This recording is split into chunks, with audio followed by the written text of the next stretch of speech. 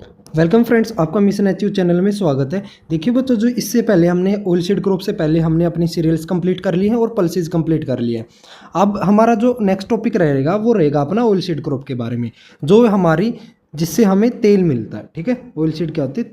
जिससे हमें तेल मिलता है जिन क्रॉप से। ठीक है, सबसे पहले हम देखते हैं अपने सीसेम के बारे में। सीसेम क्या होता है? अपना तिल होता है, इसको क्या बोलते हैं? तिल बोलते हैं। सीसेम कैस्टर होती है अपनी अरंड। क्या होती है? अरंड। ठीक है, ये हमारी ऑयल सीड क्रॉप है। हम पहले इसको देखेंगे और फिर बाद में हमारी जनरली आपको पता ही है, पहले हम खरीफ क्रॉप करते हैं और फिर बाद में अपना रब्बी क्रॉप करते हैं स्टार्ट।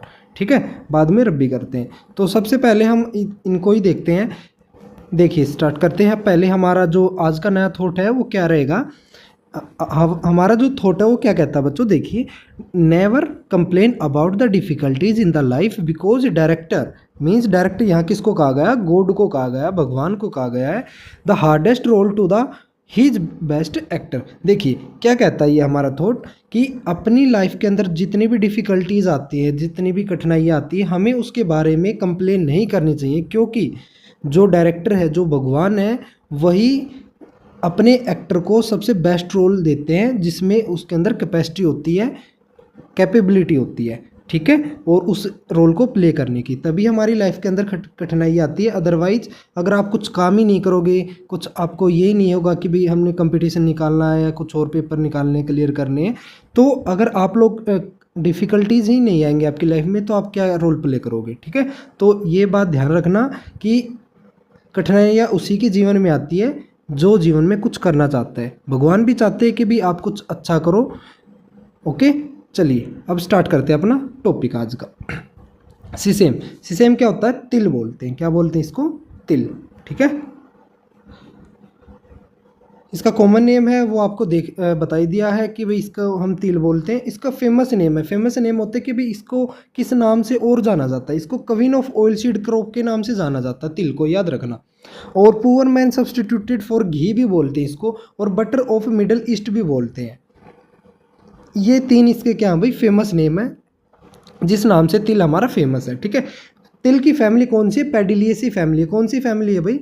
पेडिलिएसी फैमिली है। देखिए इसमें ना बहुत सारे बच्चे क्या होते हैं, कंफ्यूज हो जाते हैं कि आपको पेपर में शायद 2021 में देखा गया था ये पेपर में कि भाई जो फैमिली ऑफ तिल है ना वो क्या होती है। बहुत सारे बच्चे हैं ना टिलिएसी फैमिली कराते हैं। ठीक है, बट वो टिलिएसी फैमिली नहीं होती। क्या होती है? तिल की फैमिली पेडिलिएसी होती है। क्या होती है भाई?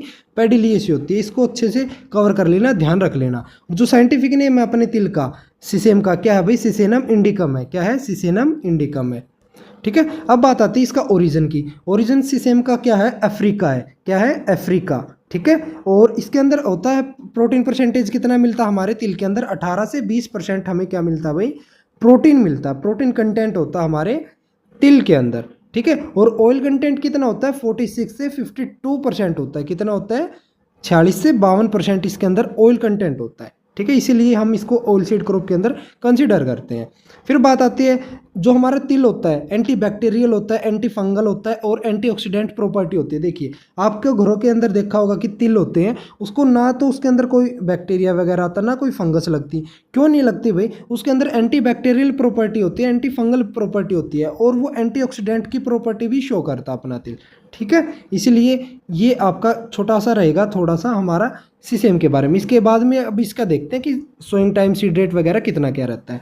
सोइंग टाइम होता है अपना इसका खरीफ सीजन क्रॉप में। ठीक है, हमारी जो तिल है सीसेम है वो कौन सी सीजन की क्रॉप है? हमारी खरीफ सीजन की क्रॉप है। ठीक है, और नीड फाइन सीड बेड चाहिए होता है। फाइन सीड बेड का मतलब होता है कि भाई जैसे हम इसका जो टिलेज ऑपरेशन करते हैं, फील्ड प्रिपेयर करते हैं, उसमें क्लोड्स नहीं होने चाहिए। क्लोड्स होते हैं ढड़े बाठे बोलते हैं जिसको। ठीक है, वो नहीं होने चाहिए, बिल्कुल फाइन मिट्टी होनी चाहिए। ठीक है, अब बात आती है seed rate. Seed rate 5 kg per hectare ही चाहिए होता है इसको। कितना चाहिए होता है? 5 kg पर हेक्टेयर। अब देखो 5 किलो, आप कहोगे कि इसमें ना 5 किलो में 1 हेक्टेयर के अंदर कैसे डालेंगे? इसका एक प्रोसीजर होता है। जैसे क्या करेंगे, मिट्टी ली, मिट्टी के अंदर ये सीड मिक्स कर दिया, और जो जितनी मिट्टी लेंगे ना, हमारे एकड़ के हिसाब से भी ले सकते हैं या फिर हेक्टेयर के हिसाब से भी ले सकते हैं, उसके अंदर इस 5 किलो जो सीड होता है अपना, इसको मिक्स कर लेंगे अच्छे से प्रॉपरली, और फिर बाद में इसकी ब्रॉडकास्टिंग कर देंगे। ठीक है, इस तरीके से इसकी सोइंग होती है। फिर बात आती है in broadcasting seed of sesame is mixed with sand 4 time of seed mix करते हैं। फॉर द यूनिफॉर्म प्लांटिंग के लिए, ठीक है। ये जैसे जो बात थी वो मैंने बता दी यहीं पे। जो इसका सोइंग टाइम होता है हमारा कब होता है, जून, सिर्फ जून में, ठीक है। जून में हम सोइंग कर देते हैं अपनी तिल की, 15 जून से 30 जून तक। जो इसकी सोइंग डेप्थ होती है वो कितनी होती है भाई, 4 से 5 सेंटीमीटर होती है। कितनी होती है, 4 से 5 सेंटीमीटर होती है। फिर बात आती है कि देखो एक होता है हमारा वाइट तिल होता है, एक होता है अपना ब्लैक तिल। वाइट तिल हमारा मल्टीपर्पज़ के लिए यूज़ किया जाता है। जो हमारा ब्लैक तिल होता है, जो काला तिल होता है, वो हमारी मेडिसिनल प्रॉपर्टी शो करता है, वो मेडिकल वगैरह में यूज़ कर लेते हैं। और स्पेसिंग का खास ध्यान रखना आप लोगों ने। स्पेसिंग कितनी होती है, 30 × 15 सेंटीमीटर स्क्वायर की होती है, ठीक है। स्क्वायर सेंटीमीटर बोल लो। 30 होती है हमारी रो टू रो, ठीक है, और 15 होती है हमारी प्लांट टू प्लांट डिस्टेंस, ठीक है। रो टू रो मीन्स ये मान लिया इसके बीच की 30 है, 30 सेंटीमीटर दूरी है, और ये प्लांट हम ऐसे सोइंग करेंगे ना तो ये कितनी हो गई भाई, 15 होनी चाहिए, ठीक है। फिर बात आती है किस टाइप की सोइल में हम सो कर सकते हैं। Sandy to sandy loamy soil best रहती है इनकी सोइंग के लिए। जो फ्रूट होता है, जो सीसेम का हमारा तिल का जो फ्रूट होता है उसको हम क्या बोलते हैं भाई, कैप्सूल बोलते हैं। क्या बोलते हैं, कैप्सूल, ठीक है। फिर इसके बाद आती है इन्फ्लोरेसेंस। इसकी इन्फ्लोरेसेंस को हम क्या बोलते हैं, रेशमी। क्या बोलते हैं, रेशमी, ठीक है। और technology mission on oil seed कब आया था भाई, 1986 के अंदर, 1986 के अंदर हमारा ऑयल सीड मिशन आया था, ठीक है। फिर बात आती है क्रिटिकल स्टेज ऑफ इरिगेशन कौन कौन सी है। देखिए वैसे तो 3 है इसकी, एक तो है 4 से 5 से जब लीफ आ जाए वो होती है, एक होती है फ्लावरिंग स्टेज होती है, एक कैप्सूल या फिर पॉड फॉर्मेशन होती है। अगर आपसे पूछ ले कि क्रिटिकल स्टेज ऑफ सीसेम, आपने सिर्फ मोस्ट क्रिटिकल स्टेज ही बतानी है, वो कौन सी होती है, फ्लावरिंग स्टेज होती है। कौन सी होती है भाई, फ्लावरिंग स्टेज होती है, ठीक है। और सीसेम हमारा इजे मैच्योर कितने दिन में हो जाता है, मैच्योर 85 से 90 दिन के अंदर हमारी ये क्रॉप है हार्वेस्टिंग के लिए तैयार हो जाते हैं, मीन्स 3 मंथ के अप्रोक्स, ठीक है। फिर बात आती है इल्ड कितनी निकल आती है, 5 से 7 क्विंटल पर हेक्टेयर निकल आता है भाई, ठीक है। 1 क्विंटल में कितने केजी होते हैं, 100, ठीक है। और कितने मन होते हैं, 2.5 मन होते हैं, 2.5 मन, ठीक है। ये मैंने आपको लैंड मेजरमेंट के अंदर ये डाटा करवा रखा है। वैरायटी की बात आ जाए, अगर आपसे इल्ड में ये पूछ ले कि पर एकड़ कितना हो, जैसे 5 से 7 था ना, तो इसको 2.5 से डिवाइड कर दो, तो मीन्स कितना हो जाएगा, 5 क्विंटल है ये, तो 5 से 7 हो गया, तो 2.5 से डिवाइड कर दोगे इसको, 2 से मान के चलो कि अप्रोक्स हमारा ये 3 3.5 के आ जाएगा, ठीक है। इतना निकल आता है भाई। फिर बात आती है इसकी वैरायटी कौन कौन सी। हरियाणा तिल नंबर 1, नंबर 2, HT ये लिख रखा है ना, H2 1 और 2, हरियाणा तिल 1, हरियाणा तिल 2, ठीक है। पंजाब तिल नंबर 1, गुजरात तिल नंबर 1, ये इसकी वैरायटी रहने वाली है। क्लियर है। अब बात आती है नेक्स्ट, देखिए सीसेम सेंसिटिव है वाटर लॉगिंग के। अब देखिए हमारे जो सीसेम का फील्ड है उसके अंदर अगर पानी खड़ा हो गया तो क्या होगा भाई, हमारी जो क्रॉप है वो खराब हो जाएगी, मर जाएगी, ठीक है। और हार्वेस्टिंग हम इसकी कैसे करते हैं, हार्वेस्टिंग करते हैं हम सिक्कल के द्वारा, ठीक। हार्वेस्टिंग होती है सिक्कल होती है हमारी द्राक्ती, ओके। अब बात आती है थ्रेसिंग, हम थ्रेसर की हेल्प से करते हैं। देखो एक मेजर डिजीज़ आती है हमारी फ्लावरिंग स्टेज के ऊपर हमारे तिल के अंदर, वो कौन सी होती है, फेलोडी डिजीज़ होती है। आपका ये नहीं जानना कि इसके अंदर क्या होता है, कैसे इसका वो कर सकते हैं ट्रीटमेंट, नहीं, बस इतना ही ध्यान रखो। माइकोप्लाज्मा के कारण ये डिजीज़ होती है। इसका वेक्टर होता है, फैलाता कौन, इसको लीफ ऊपर, ठीक है, एक लीफ ऊपर होता है वो इसको फैलाता है।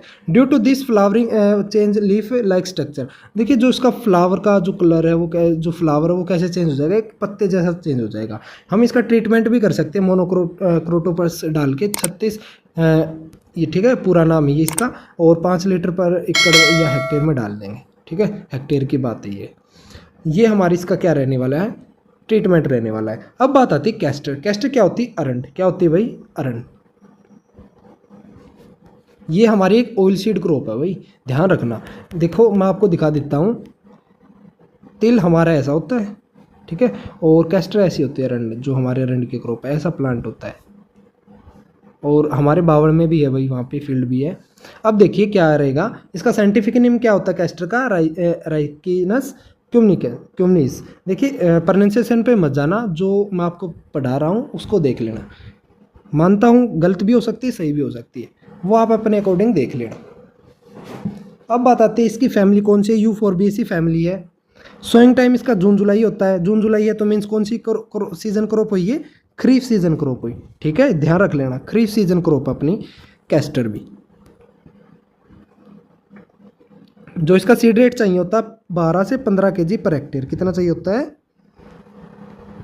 12 से 15 केजी पर हेक्टेयर चाहिए होता है। ठीक है। टॉक्सिसिटी इन रा कस्टर्ड सीड किसके कारण आती है? राइसिन के कारण। देखो टॉक्सिक एक, जैसे हम इसके जो कच्चे बीज होंगे ना, कच्चे सीड होंगे, तो उसको हम जैसे चबाएंगे तो दिखेगा हमें टॉक्सिसिटी आएगी, टॉक्सिक होगा वो हमारे लिए, मीन्स एक टाइप का पॉइजन ही मान लो, वो राइसिन के कारण होता है। इन्फ्लोरेसेंस क्या होती है इसकी? रेशमी बोलते हैं इसकी इन्फ्लोरेसेंस को। क्या बोलते हैं भाई? रेशमी बोलते हैं। फ्रूट इसके फ्रूट को हम क्या बोलते हैं? कैप्सूल बोलते हैं। क्या बोलते हैं? कैप्सूल। ठीक है। स्पेसिंग इसकी पूछी भी गई थी 2021 वाले एग्जाम पेपर के अंदर, पूछी गई कैस्टर की रो टू रो स्पेसिंग पूछी गई थी। आपने पीवाई क्यों नहीं देखा तो आप देख सकते हो, हमारे चैनल के ऊपर अपलोडेड है वो वीडियो भी। ठीक है। कितना होता है स्पेसिंग? 30x30 की होती है। अब बात आती है ऑयल कंटेंट कितना होता है इसके अंदर? 45 to 49% इसके अंदर ऑयल परसेंटेज मिलती है। इसका ओरिजिन क्या है भाई? इसका भी ओरिजिन अफ्रीका है और मोनोसियस है और क्रॉस पोलिनेटेड क्रॉप है। मोनोसियस का मतलब क्या होता है? जैसे ये हमारा एक प्लांट है, ठीक है, और इसमें एक फ्लावर ये है और एक फ्लावर ये है। एक फ्लावर, देखो हमारा प्लांट तो एक होगा बट उसमें फ्लावर्स में ना मेल और फीमेल अलग अलग होंगे। ये मेल का मिलेगा, ये फीमेल का मिलेगा। डायोसिस में क्या होता है? अलग अलग प्लांट के ऊपर मेल फीमेल मिलते हैं। ठीक है। और क्रॉस पोलिनेटेड यही है, सेम फ्लावर इस सेम प्लांट के भी आ सकते हैं, पोलन ग्रेन, या फिर इसके भी आ सकते हैं। तो हमारे कौन से हैं? ये क्रॉस पोलिनेटेड है।